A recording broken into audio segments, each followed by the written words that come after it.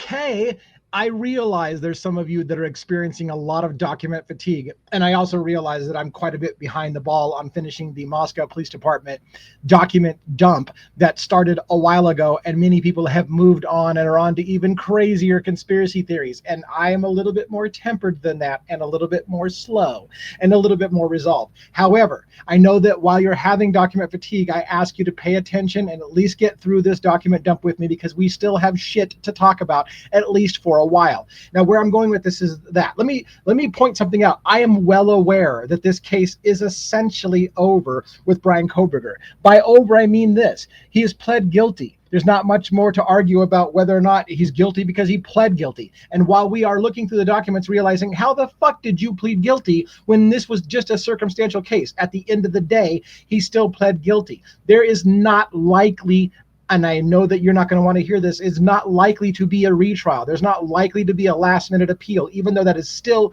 technically on the table at this moment. Having said that, you might ask yourself, well, why do I give a shit about this case anymore if this is a done deal and it's over? Well, because again, there is constitutional issues, there's civil rights issues, there's things that you should educate yourself so this shit never happens again. That's my opinion. So let's pay attention and let's just do the due diligence to work through the rest of the documents and finish it up. I've got 251 through 300 today. I think it's going to be a two-parter. There'll be like 2 one-hour specials is what I anticipate before I get started. And then there's like 15 to 16 more documents after that. And I'll do that as the final close on the MPD documents. Now, in the meantime, I've been super busy on my channel, so I'm getting behind on a lot of stuff, but I really want to put a bow on this. And again, before you check out and say, maybe this is over, just hear me out. There's some still interesting things to talk about, and there's still relevance, and there's still a possibility. Again, there is still the possibility that yes, an appeal can come in. We are still within the appeal window of that time. So there's that. There's a possibility that somebody else will look in. There's avenues. Let me just say that there are avenues. I don't suspect, as a betting man, I don't suspect those avenues will be taken up, but who knows what's going to happen. And if somebody comes up with the last minute appeal, we will blow the shit off the doors on this thing. However, after that's all been said and done, at the end of the day, we're just talking. And let me remind you, people have been talking about JFK and whether Lee Harvey Oswald was the lone gunman for fucking like 50 years. They don't stop talking about it. People don't believe that happened. And what do they do? At the end of the day, a lot of people say on that case, well, it's over, man. Like it's over. They had a commission, they had a Warren commission. They had everything looked into that. Like that's the official narrative. And still people in America say it's horseshit. That narrative's horseshit. That'll be this case years to come. This case was horseshit. It always will be horseshit. Will we get a resolution? No.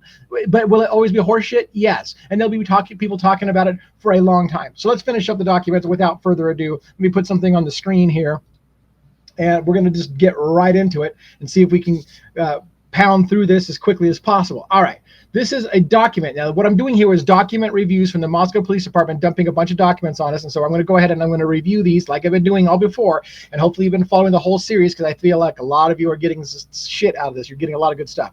I hope you will continue to get some good shit out of it. Some of this stuff, I'm not sure what to even think, and I'll tell you about that. Brett Payne on March 1st did this report of something that happened on March 1st, oddly enough. On Friday, March 1st, 2024, I received an email from FBI geologist, and who cares what his name is, containing the report completed reference to soil found on the shovel recovered from Kohberger's white Elantra. I attached the PDF to this report in the Spillman case file. Now, what is this story about the shovel in Kohberger's trunk? In the white Elantra in Kohberger's trunk was what was called a small plastic shovel. I thought right off the bat, I made a joke about it being a kid's shovel. What is that? Is a toy shovel in his trunk? I don't think it was a toy shovel, to be fair. I think it was a gardening shovel for potting plants. And in fact, what you're going to find in today's document dump is an indication that there are potted plants involved. Now, does that mean, so I know what the police were thinking. Let me be that clear about that. The police were thinking Bryan Kohberger used that shovel to dig a hole somewhere out there in Moscow somewhere, or Pullman, Washington somewhere, or whatever. And he dug a hole and buried the knife sheath and dirt and bloody clothes or something to that effect. The police were looking all over for it. Hell, By the way, reading today's documents, I want to go take a trip and go look somewhere. There's a report in here about where they think they saw Koberger possibly dumping the knife. And while law enforcement looked there, maybe I haven't looked there. Maybe I should look there. I'm super curious. But let me get clear about this, and I'm taking too long to get started on this, is that this shovel, I believe at the end of the day, isn't going to be, I don't think, is going to be Brian Koberger finding a place to dig a hole and bury the knife, as many people I think in law enforcement thought, but it probably ended up being a potting thing, like he's using a little for some gardening. Now, the only problem with that is we don't know what was in his house, or I don't know what was in his house. I don't know if he had potted plants in his house, but if so, a lot of that mystery goes out the window. Now, he gets on this report some soil sample data. The summary of the report is as follows. The soil on the shovel is consistent with soil, and it says spoil, but it should be soil, I think, found in the Moscow area based off of some kind of soil analysis, I think. The report also stated the soil was likely not from anywhere east of Moscow. This finding also excluded Pennsylvania as a likely source of the soil. So they're saying this is soil native to Moscow, which does indicate maybe not potting plants, but maybe something outdoors-ish, right? So the report stated the soil from the shovel, the soil from the shovel displayed characteristics of soil carried to the area via a water source. What does that mean? Like a lake or a stream, more like a stream or a river that's bringing flowing water and depositing soil. So the soil characteristics indicate that that is by a flowing river. So if you, now keep in mind, many people believe that Brian Koberger, if he was the killer and if he dumped the knife and bloody clothes, did it along the Snake River. This is a very quick moving river right through that area, and it winds back down through Moscow, Idaho, or sorry, not Moscow, but Lewiston and Clarkston, Washington, Lewiston, Idaho. Two towns that literally sit on, there's a convergence of rivers. There's a river that comes up into the Snake, and there's like a whole area right there. And some believe Koberger went down to a certain area there along the Snake River from Wawaway Park down to Clarkston, Washington, perhaps, and dumped the knife and whatever, either in the river or on a lake or somewhere near it. And this would indicate several times in the documents today that Brian Koberger was seen somewhere maybe along the Snake River, and may have had a shovel that that is conducive of soil from the area that is shows evidence of being along moving water. So again, if I was a betting man and I was looking for that knife and I believed that this shovel was burying the knife in the crime, I'd be looking along that Snake River. And the fact that it has a shovel tells us something, by the way. I'm going on a side tangent. I used to think that the likely position that the trip down to Moscow, Idaho, the trip down to Pullman, Jesus. All right, the trip, sorry for the Jesus thing. That's offensive to a lot of people. I realize it. I grew up with that as well. Let me backpedal. The trip down to Clarkston, Washington, and Lewiston, Idaho, crosses over a bridge. I think that bridge is called the Wolf's Head Bridge. And it was like, one of my early things was, hey, look, Koberger's car took that path along the Snake River. He could have dumped the knife and clothes, if he was the killer, anywhere along that Snake River. Or he could have even gone to the middle of the bridge and tossed it over into the Snake River, which is a fast-moving river, and off it goes and it would be gone.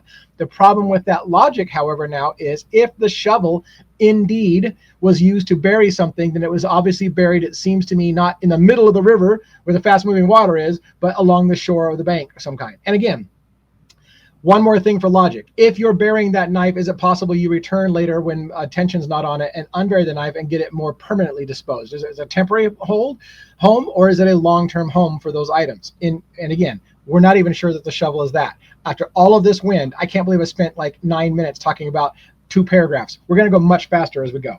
The report stated this. So anyways, during conversations with this soil sample analyst, I believe, he stated that the exact area the sample came from would likely not be attainable due to the prominence of the mineral compounds from the sample that are found throughout Moscow, Idaho area. So I want to read this again. During the conversation, he stated the exact area the sample came from, meaning the sample off the shovel, would likely not be attainable due to the prominence of the mineral compounds from the sample that are found throughout the Moscow area. So in other words, they're having a hard time finding the exact area the sample came from. It's too common. It could have been from anywhere, I think is what they're basically trying to say. All right. Brett Payne on March 11th, 2024. On Friday, March 8th, 2024, I received an email from, this is the prosecuting attorney, Bill Thompson, referencing the receipt of a phone survey. The recipient, some individual, stated that someone called her and began to ask questions about the Kohberger trial, to include questions about how so-and-so, this individual, felt about the case. See below for this person's information provided via email Word document. Now, I want to make here's another rant about this. There's a series of documents dealing with this survey that's coming through. And I find it suspicious in my mind that law enforcement seems to be very, very intrigued why somebody's calling on a survey about Brian Kohberger's case. In particular, asking questions like, do you believe Brian Kohberger will get a fair trial? Do you believe that a person arrested for a crime is already guilty because that's why they were arrested? Things that you would ask a jury, for example. So whoever's polling and doing the survey and calling multiple people, even within law enforcement, received phone calls from a survey company asking whether or not you think Brian Kohberger can get a fair trial, and whether or not he's being convicted because you just automatically believe that he's guilty. This drew the attention of law enforcement to, they were like, who's asking these fucking questions? Who's doing a survey about whether Brian Kohberger is, who gives a shit about Brian Kohberger is kind of what I think the attitude is of the police department. But what really bothers me is when they get into the documents and they realize, hey, in order to conduct a survey of this nature, and the company that they research, because the police department want to know who the fuck's doing the survey, so they start digging into it. You'll see that in the documents as we go forward. They're looking into who's doing the survey, asking about Brian Kohberger's right to a fair trial, and they realize that a survey like this might take upwards of $10,000 or more to conduct. So it's not a cheap affair. Now they want to know who paid for the survey, and they're asking questions. Who paid you to do this survey? Because they're wanting to follow the money. I find this interesting, and I'm not making a connection here, but hear me out. The law enforcement clearly in the early documents are looking through all kinds of financial records. They want to know where Kaylee is getting her money. They want to know how much money an individual makes in salary that has a relation to Kaylee. Why did I say Katie?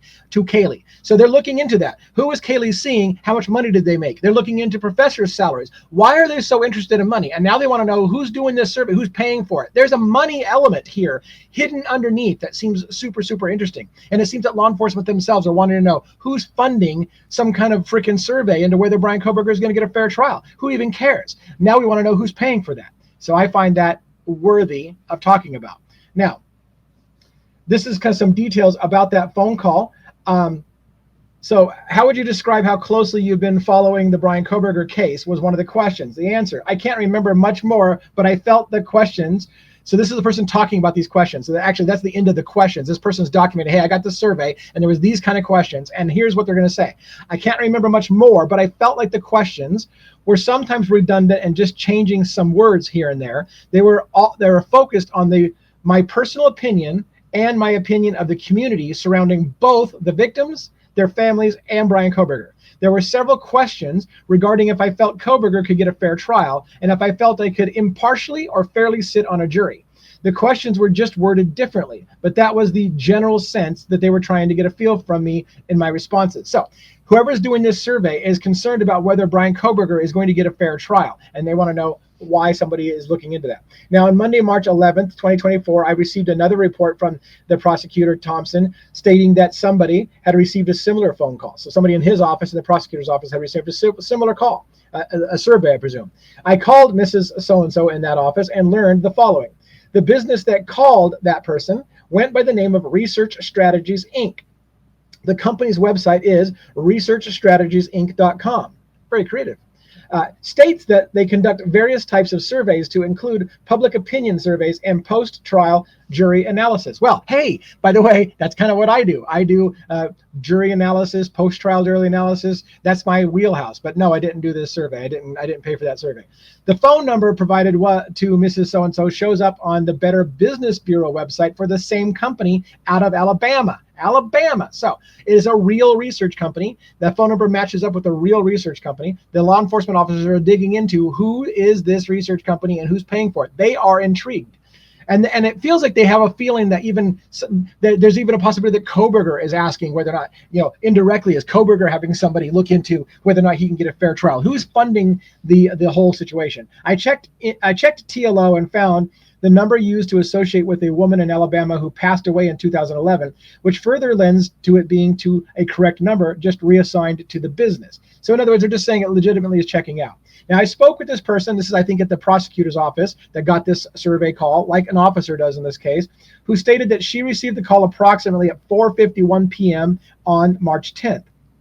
The first question she was asked was if she was a Latah County resident.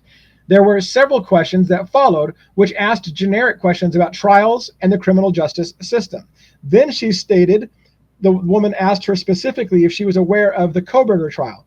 Mrs. So-and-so stated that she refused to answer, asked the woman who she worked for, and research strategies with the number provided, who was paying for the survey, and asked for her as supervisor. So imagine this. They call somebody in the prosecutor's office and she says, hey, I want to talk about Kohberger. And she's like, who are you and who do you work for and who's paying for this?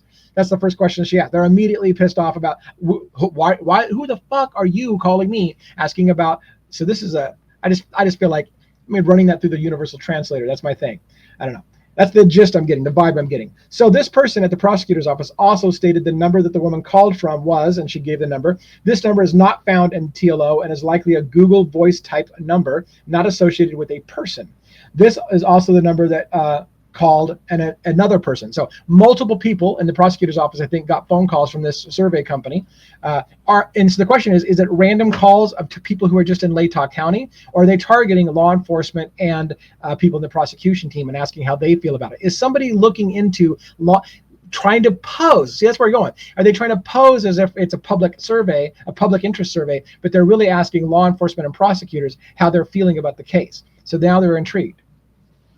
Mrs. So-and-so from this prosecutor's office stated that she posted to her Facebook page asking if anyone else had received similar calls. She stated several people in the Potlatch area had received calls from the same number and called her, but most were not answered. I asked her to keep me posted if she became aware of any further information. So it looks like, upon further review, that law enforcement and prosecution is not being targeted. Other people in the area are being called as well, and people are saying, yeah, we got a call like that.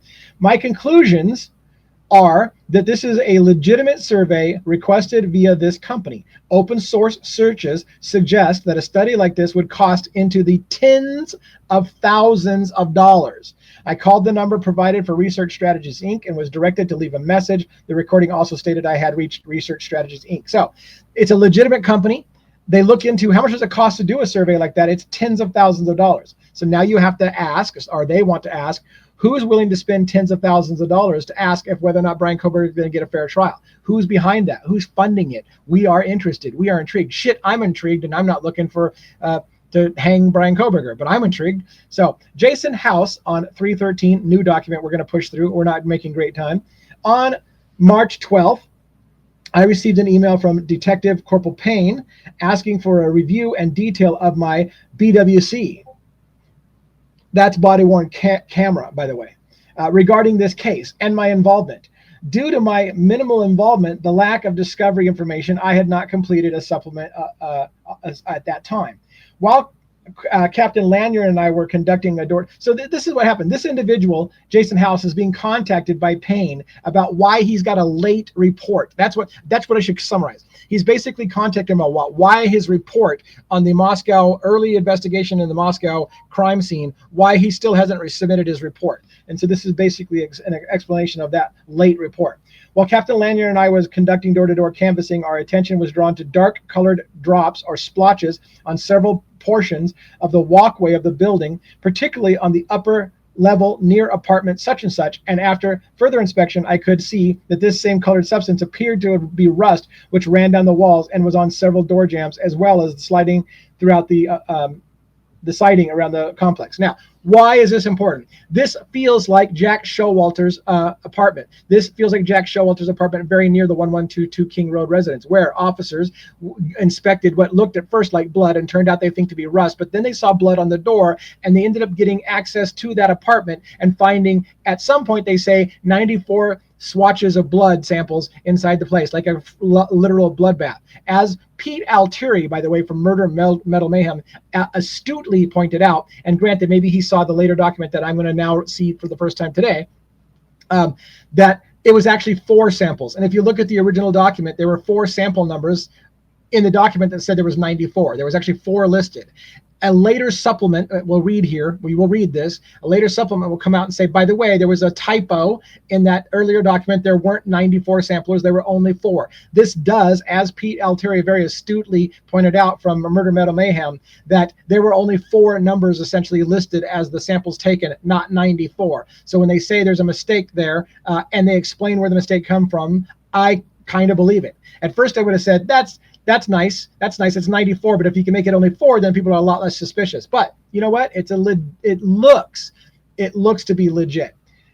I'm getting ahead of myself. So they're talking. So this is a late report about the blood or the rust that they found that they thought could have been blood. I checked the walkway back from the area and did not see any other drops or splotches indicating a blood trail leading towards 1122 King Road. So they are looking into the possibility. They're at least looking into the possibility that the person who lives where Jack Showalter lives could have tracked blood to and from the crime scene at 112 King Road residence, and was there blood spots? They didn't see any, is what that late report comes in and says. Now, if you were a suspicious person, and I'm not saying there's anything going on here, but if you were a suspicious person and you thought that Jack Showalter, for example, was highly connected in this case and had friends in very, very high places, was that report filed late so that they had time to clean up and then just go, oh yeah, you know what, when we looked into that, we didn't see anything of note?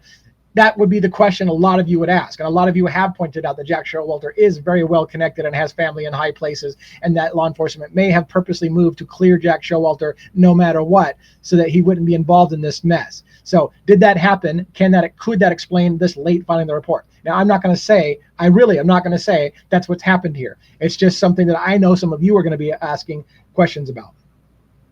So they didn't see any blood drops or splotches indicating a trail leading to the 1122 King Road residence. There was no answer at the apartment because Showalter, I think, was out of town. By the way, that's an important thing. I think Showalter was out of town, but maybe he just wasn't there that day. But based on these observations, and if he was out of town, did he leave town immediately after the murders? I don't know. There's indication. People say no, but there's indication Jack Showalter fucking left town immediately after the murders for like 2 weeks. Is that true? I don't know. Maybe we have proof. Maybe we have proof that Jack Showalter didn't leave the country, as some people say he left the country. Based on those observations, I determined that the drops and splotches to be uninvolved and unrelated. So basically, I looked into the Jack Showalter residence. If that was the case, I found it was unrelated, and I moved on, and I didn't file my report until much later when you came and said, hey, where the fuck's your report? And he's like, oh yeah, I looked into that, and I found it not related. That might make you go, Now, Brett Payne on March 18th, 2024, on Friday, March 8th, 2024, I received an email from prosecuting attorney Bill Thompson advising of a telephone survey received by another individual, perhaps in his office. And that person provided a typed summary of the phone survey. So this is, again, this survey company calling about, hey, do you think Brian Koberger can get a fair trial? How do you feel about things? Blah, blah, blah, blah. We won't go over it in detail, but I will talk about this. I later learned of 2 additional people in the Moscow Police Department and Latah County Prosecutor's Office who received the call and confirmed the same questions were asked of them. So I added the of them. You can see it on screen if you're watching. On Thursday, March 14th, 2024, I also received a phone call. The caller ID showed a political call. I answered the phone. Now, this is Payne, I believe. So this is Payne. By the way, what's interesting to me about this is Brett Payne talking about how he himself, he was looking into the fact that phone calls are being made to the prosecution and other law enforcement, and now he gets that call, and he's making his report about that same survey company called him. Now, this is, by the way, an interesting thing into the insight of how Corporal Payne conducts himself and what kind of a human being he is. There's a conversation between this survey person. They call, they're asking him for his race and things like this. The caller says, I'm going to highlight just a few pieces, something about the answer to the questions, and all of your answers will remain confidential. So I'm going to start with 3 statements about the criminal justice system. And then we'll get to the case itself. And for each one of these, please tell me whether you agree, strongly agree, or somewhat disagree, or strongly disagree. That's his 4 options. He chooses to take a completely different option. So they're going to ask him a survey of questions. So far, Corporal Payne is in. I want to see what these questions are. So he's listening. So here's the first question. If the government brings someone to trial, that person is probably guilty. That's what they're asking him. Do you agree, strongly agree, somewhat agree? Do you agree with the statement? If the government brings someone to trial, that person's probably guilty. This is a classic question in courtrooms when they're trying to weed out the jury during voir dire process. It is, do you think that a person's guilty because they've been arrested? And a lot of people, surprisingly in America, think, yeah, police don't arrest people that are innocent. They arrest guilty people. So if you've been arrested, you did it. There's a lot of fucking morons in this country. No, sir, ma'am. No. Stop that shit. If you've been arrested, that does not mean you're guilty. And you will never, let me make this clear, you will never serve on a jury if you tell somebody, yeah, if you've been arrested, you're guilty. That, even the people who want to make a conviction are like, yeah, you clearly need to get your head examined. Getting arrested doesn't mean you're guilty. But if that's the way you think, you can go somewhere else. You're not sitting on our jury. All right, so then the caller says, so Payne says to the question, if the government brings someone to trial and that person's probably guilty, or do you believe that's true? If they bring them to trial, they're probably guilty. Payne says no opinion. He doesn't say strongly agree, strongly disagree. Why doesn't he say, no, I don't agree? No, it's I give no opinion. That wasn't even one of your options, Payne. I give no opinion. No opinion. Caller. Okay. And the next one is it better for societies to let some guilty people go free than to risk convicting an innocent person? Payne's answer, no opinion. Why can't you fucking give an opinion about that? By the way, that is, to me, that is what the founding fathers, I believe, that their intention was. It is better for guilty people to sometimes walk free than for one innocent man to go to jail. That is one of the founding principles. I feel it's not written that way in our documents, but that's one of the founding principles in our country. We would rather a few guilty people go free for something that they should be punished for rather than send a single innocent person to jail. But for Payne, I have no opinion about that. I wished you did. It would have made you a slightly better person in my mind, but I don't know you personally, so I'm not going to go too far with that. Okay. And then the last question is, even the worst criminal, And then the last one is, even the worst criminal should be considered for mercy. Yes or no? Payne, no opinion.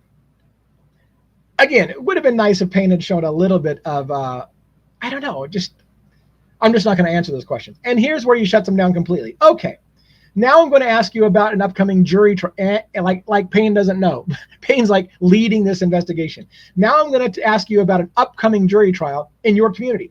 Back in 2022, 4 students attending the University of Idaho and Moscow were stabbed to death in their home.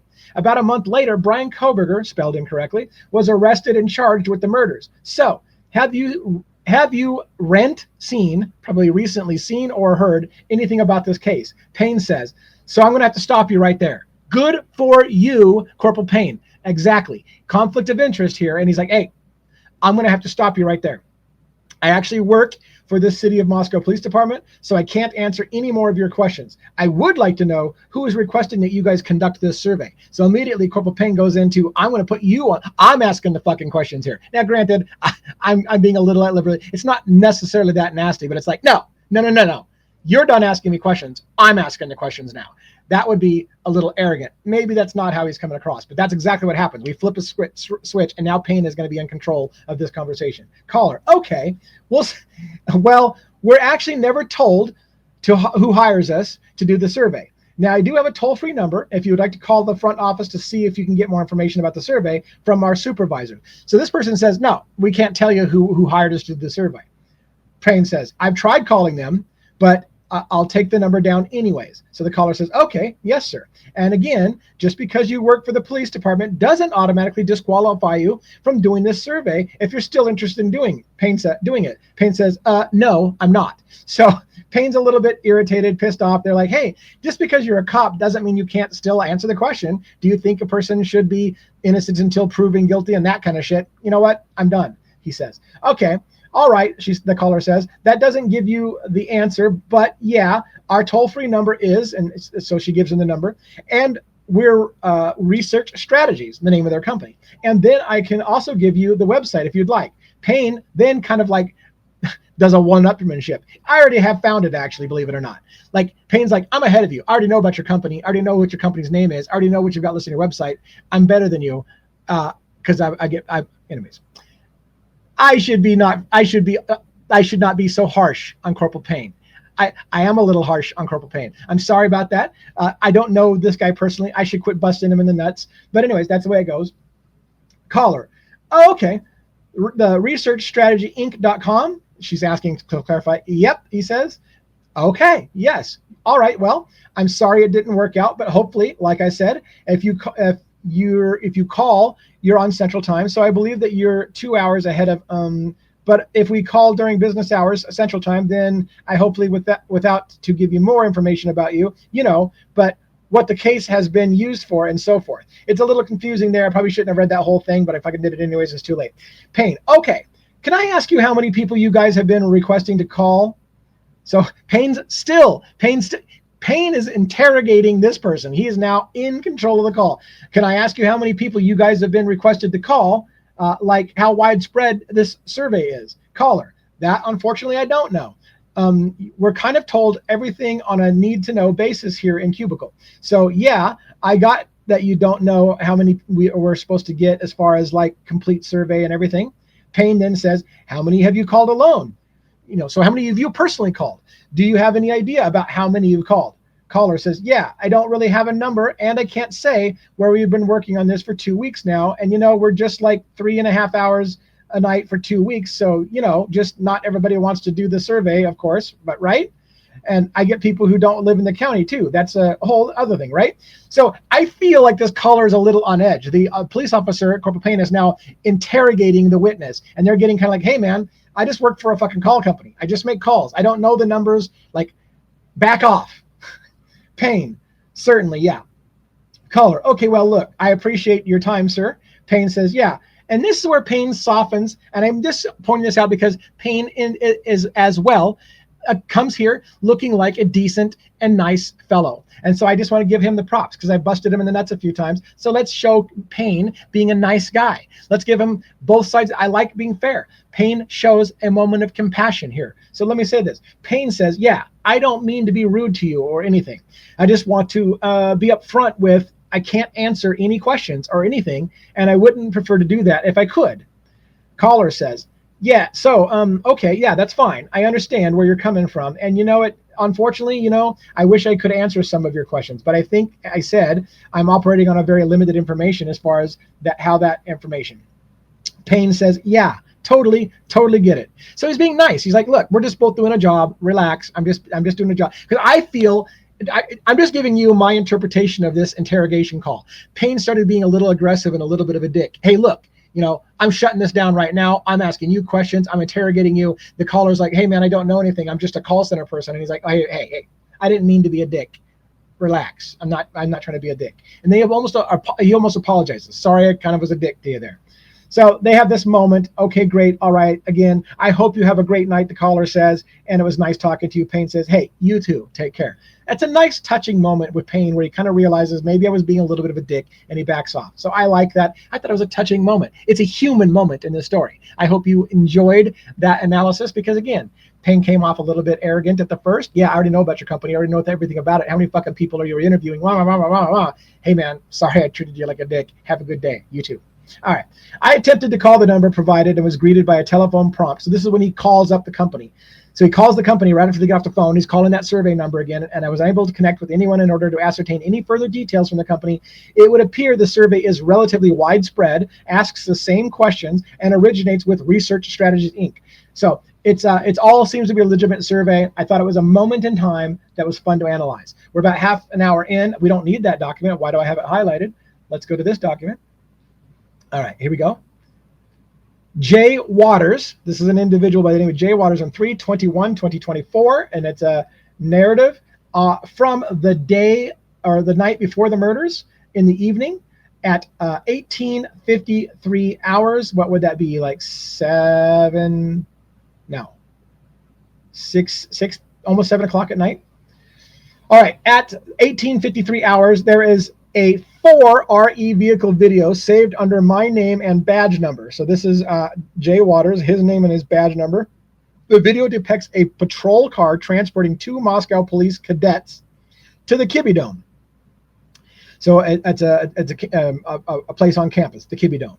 Sometime later, the vehicle returned to the police department. I do not know who was actually driving the vehicle, but it was not me. Now, the reason why I find this interesting is there seems to be a little bit of an investigation going on at the police department about who was driving around the neighborhood in the police department at the time. What officers were there? What officers left the force right after the murders? These are all super interesting things to watch play out in the documents, because at some point it looks like there's an internal investigation. And remember, Hitler at one point late in this trial, before it went shit sideways and we took a plea deal, he said somebody within former or current law enforcement or the prosecution is leaking shit to the press, and I want to know who it is. There almost seems to be, now this timing doesn't necessarily work out, but there seems to be an investigation about other officers, former officers who left the force shortly after the murders, and they're starting to do some digging, it seems like, into who was where at what time and who left the force and who had information, who was contacting who. Is there an internal investigation going on behind the scenes? It sure fucking looks like it from some of the things that I've seen. But this may be not one, but you will see it as we go through.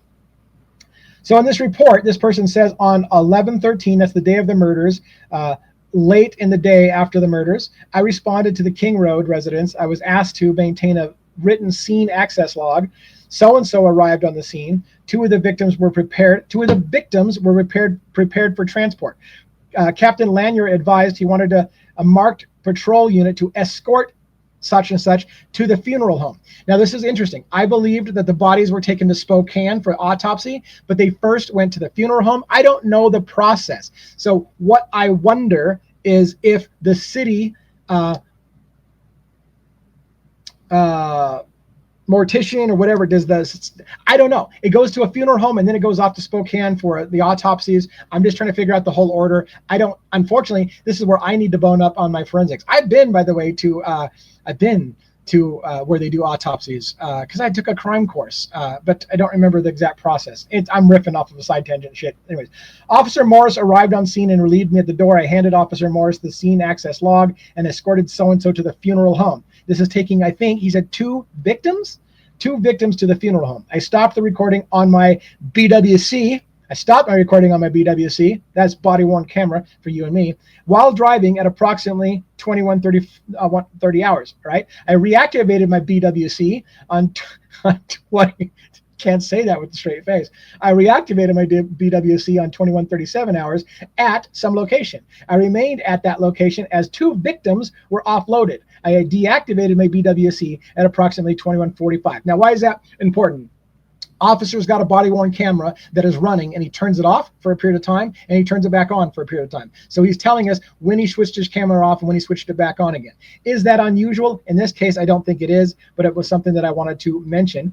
In the Luigi Mangione case, a completely different case that I have, there was an officer that switches off their body-worn camera where it may be 100% critical why they switched off the camera when they did. This one, not so much. Brett Payne on 3/22/24, this document says, on Tuesday, March 19th, 2024, this is well after the murders, the year after the murders, well, not even a year, but of course the spring after the murders, I received an email from Captain Blaker containing two attachments. The first attachment was titled Vehicle List. This document contained all information on MPD's fleet of vehicles to include non-patrol and unmarked vehicles. I think this is super, super important, because what we're finding out is there was an unmarked car, potentially a police car, unmarked car, and other marked patrols that were going around the area of 1122 King Road resident on the night of the murders. At some point, they're looking into what cars people like Molly McMichaels, the DoorDash driver, saw driving past the house that she described as somebody with blonde hair or red hair, spiky hair, driving past her. Could it have been police officers in an unmarked car driving around the area? Many people have stated that's exactly what it turns out to be, is that Molly saw unmarked police cars driving around the area, which again leads conspiracy theorists to start asking the question, why are police driving around the murder scene house and around the time of the murders in unmarked cars? Now, again, maybe there's nothing to be suspicious about, but people who are conspiracy theorists are like, isn't that interesting? The police were around the murder scene around the time the murders happened. And I myself will say, let's not get crazy. Like the idea that law enforcement officers went in with bean bags and shot Kaylee in the face with the bean bag, or flashbang grenades, or all this like that, starts to get too much for me without real solid stuff. And I know a lot of you are experiencing that. And I do not mean to disrespect your theories if you think that's what happened. But for me, that is It's a much harder jump, and you better have really good stuff. And I don't think we have really good stuff for it, but I do think we do have some really interesting shit about guns. We do have some interesting shit about guns that'll be done in today's recording. Probably not this one, but maybe next hour. All right. So this document contained the entire shift schedule for Moscow Police Department officers from those dates. What dates were we looking at? We're looking at the date of the murder, the night before and the night of the murder. And they want a full list of who was on duty, what cars were being used that night. So there's an investigation going on. What police officers were around the area? What cars were in the area? Was any of those cars us? Where was the white Elantra one of our cars? And we ever picked up on camera as being, and we're suspect vehicle one, for fuck's sake. That's me reading between the lines. All right. On 3/19, I received an email from Whitcomb director so-and-so with 4 attachments. The attachments were as follows: MPD calls on 11/12 to 11/13.txt, MPD radiology on 11/12 to 11/13 XLS, which is an Excel file. I am pain by conversation, instant messages by pain by conversation.pdf, and instant messages, I think, pain by thread.pdf. These documents contain additional information requested by defense counsel, and I attached them to the Spillman case. Why is that super interesting? The defense is actually asking for private messages between Corporal Payne and some people. They want Corporal Payne's private messages on his phone, his instant messages on his phone from the night of the murders. I find that super suspicious. What was the defense fishing for? They're also gathering up all the information at the same exact time as this of all the police cars that were en route, what police officers are around. It is almost as if one were reading between the lines, and shit, I don't do that. But if we were reading between the lines, it's almost as if the defense is looking into the possibility of police involvement in this. They want to know what police were on duty. They want to know what police were driving around the neighborhood. We want to know what cars are doing. And we want the private text messages between Payne that night, right during the fucking time of the murders. Who was he talking to? We want all of his instant messages. Now, why are they doing that? Are they suspecting police involvement? At first, I would say that's crazy. Like, that's a little over the top. That's the last place I will go. I will go there, but I tend to give law enforcement a little bit of the, like, they're probably not involved. But even I will be like, they're probably not involved, but I can't ignore it. Brett Payne, 4/8/2024. On April 2nd, 2024, Detective Mowry sent a preservation request to Tinder for records related to somebody by the initials of KC, I believe, or KO, because again, it's cut off, but we're going to say KC, as reported by C in her tip. So this person called in a tip. Later on, I think this is the individual who said, in fact, do we read it here? I think this is the person I think we haven't read it yet. Like, in my mind, I've already read it, right? But before I recorded this, and I'm like, did we talk about the person who said that she met Brian Kohberger on Tinder and was going to date him? I'm pretty sure we haven't talked about it. So that's what this is about, I believe. I hope I didn't miss the document. So they're asking for a preservation request on this Tinder conversation that supposedly happened with Brian Kohberger. At this time, there's no indication the records to support this person's tip exist in Tinder's records. So I feel like, did I miss something? Because it feels like, gosh, it feels like they were trying to double check to make sure that her story was correct. And I thought that was after that. So let's see. All right, this is where we were at. Let's hope that if I have to find this document later, it's going to be very confusing. The point being is that somebody called in a tip about meeting Brian Kohberger on Tinder from Pennsylvania, of all places. And it's a super, super interesting story. And that particular document that I just read to you was them verifying that they don't think that exists. So there's your spoiler alert. They don't think that person's Tinder account even exists. She said she met Brian Kohberger on Tinder and was going to meet up with him in Pennsylvania. And he said some creepy fucking things, if it's true. Really creepy things about horror movies, liking horror movies, and wanted to know what she thought the most horrific way to die was. And she said to buy a knife, and he's like a K-bar. That's what happened in that conversation. And I was like, oh my God. Did Kohberger say that? Because I've got a whole video, if you haven't seen it, I got a whole video called The Horror Movie Theory. The Horror Movie Theory. You can search for that on my YouTube channel. Really interesting shit about a group of individuals who were into horror movies, like Brian Kohberger's daughter, Amanda, not daughter. He doesn't have a daughter. Well, not that I know of and not that he knows of. Brian Koberger's sister, Amanda Koberger, who starred in a horror film, a slasher film of all things. Can you believe that shit? I can't even make that shit up. Brian Koberger's sister, Amanda Koberger, was in a slasher film. And there was a group of individuals who all loved horror films that might have run in the same circles as Brian Koberger. And it would make sense if his sister had been in a horror film, that they would all know his sister and perhaps her brother. Brian. So there's a horror movie theory that I've got on my thing. It talks all about it. So when I heard this person saying, "Oh yeah, I was talking to Brian Koberger on Tinder," and when the conversation turned to horror movies, and I'm like, oh my god, I can't believe. Hopefully, I have that document still because I have to go look for it. I'm talking about it because I'm afraid I don't have it. All right.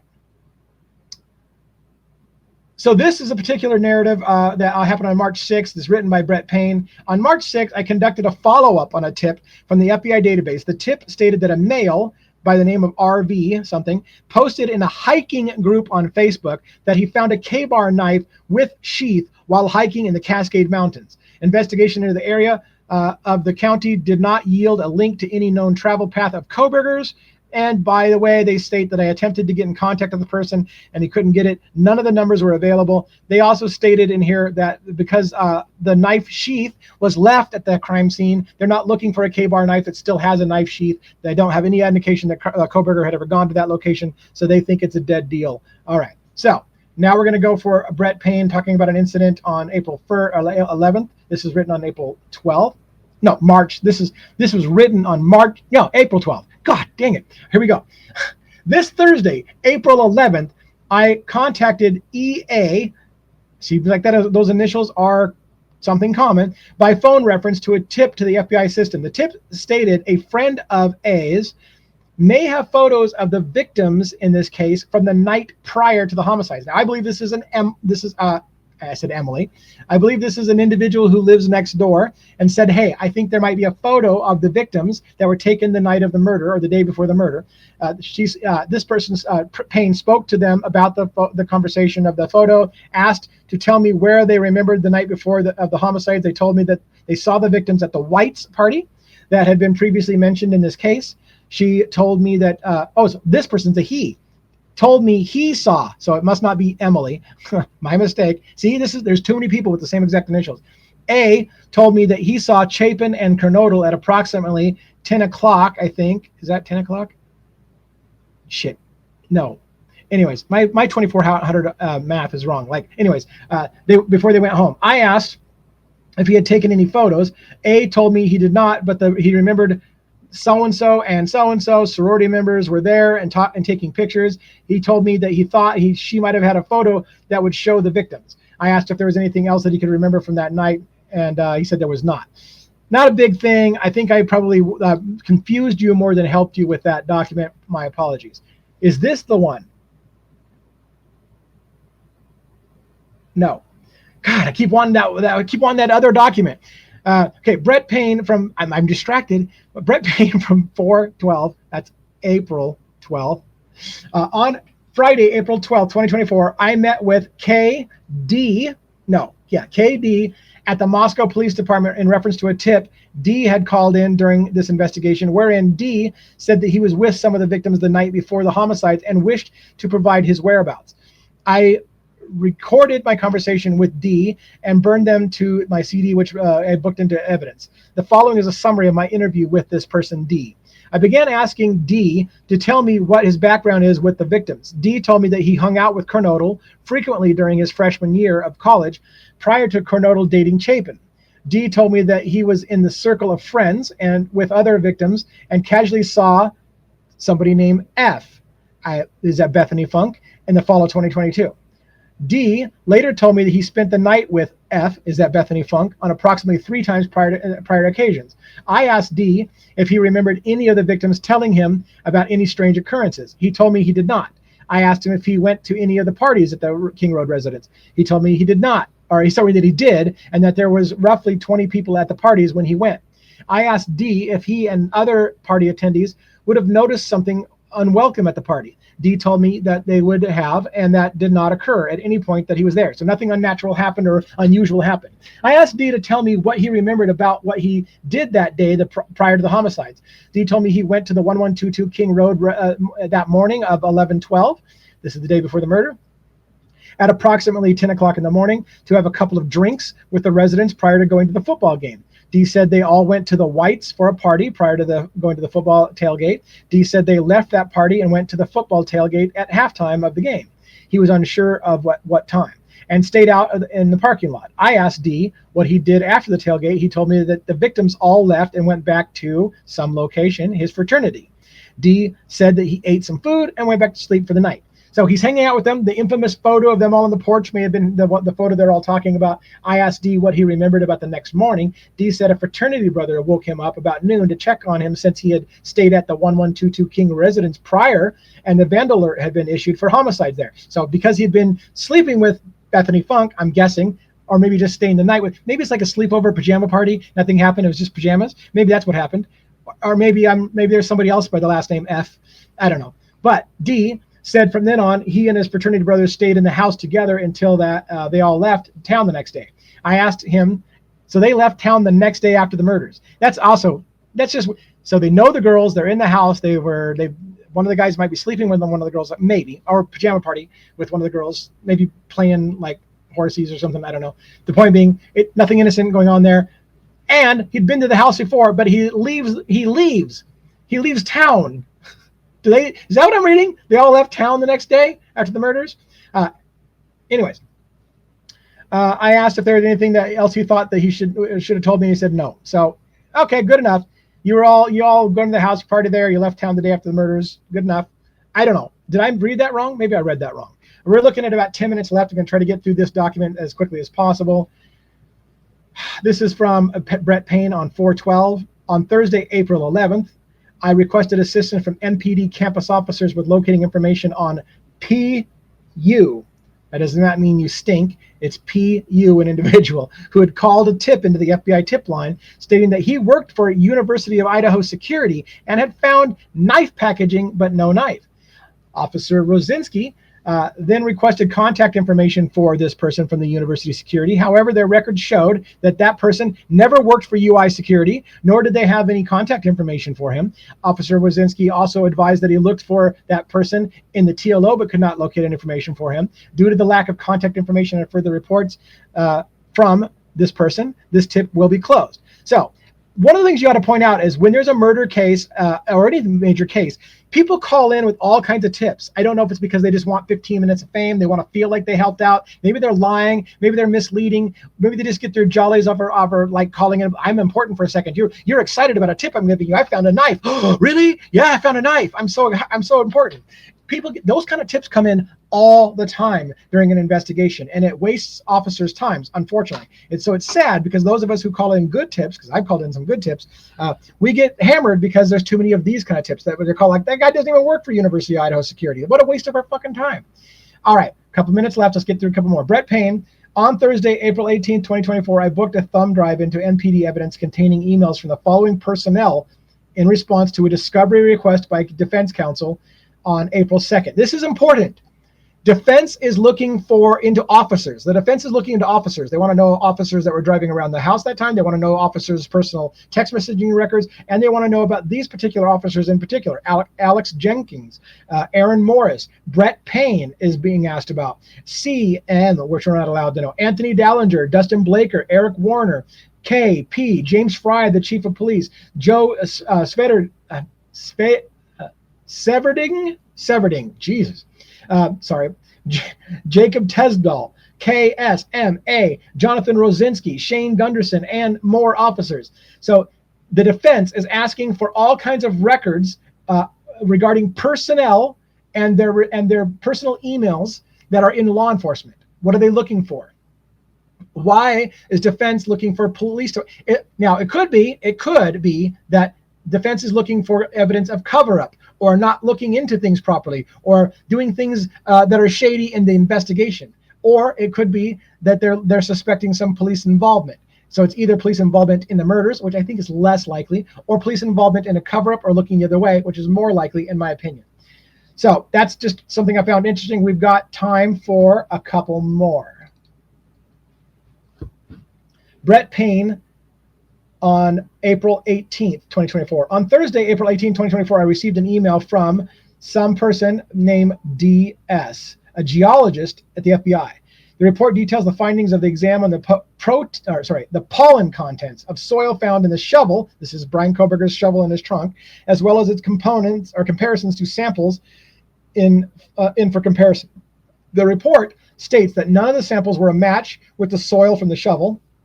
Additionally, the report states the soil from the shovel contained high amounts of pine pollen and single pollen grains from plants that are not naturally distributed in Moscow, Idaho.